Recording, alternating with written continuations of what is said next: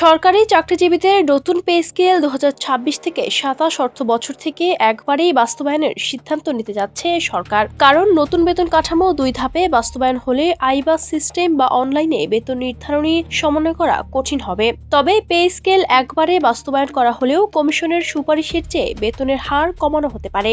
অর্থ বিভাগ সূত্রে এসব তথ্য জানা গেছে।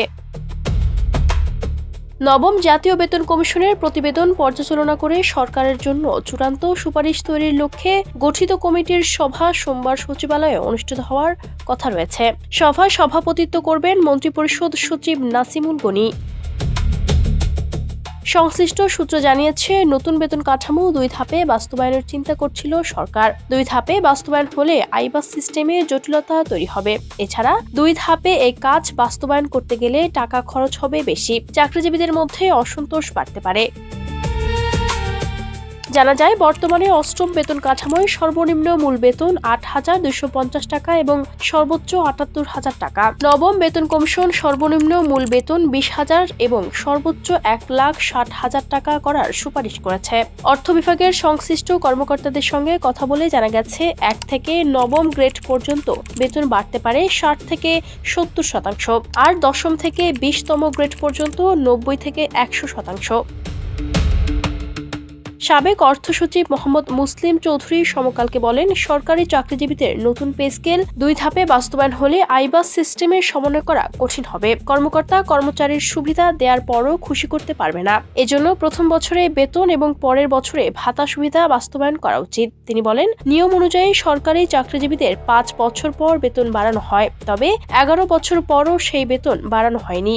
এজন্য সার্বিক বিষয় বিবেচনা নিয়ে বেতন বাড়ার হার নির্ধারণ করতে হবে। আবার সরকারের সক্ষমতা এবং বেসরকারি চাকরিজীবীদের কথাও বিবেচনায় রাখা প্রয়োজন। কমিশনের হিসাব অনুযায়ী এই সুপারিশ পুরোপুরি বাস্তবায়নে বছরে অতিরিক্ত প্রায় 1,06,000 কোটি টাকা প্রয়োজন হবে। 2026 থেকে 27 অর্থ বছরের প্রস্তাবিত বাজেটের পরিচালন ও উন্নয়ন ব্যয়ের অর্থনৈতিক বিশ্লেষণে কর্মকর্তা কর্মচারীর বেতন ভাতা বাবদ 89,836 কোটি টাকা বরাদ্দ দেখানো হয়েছে, যা চলতি 2025 থেকে 26 অর্থ বছরের সংশোধিত বাজেটের চেয়ে খুব বেশি নয়।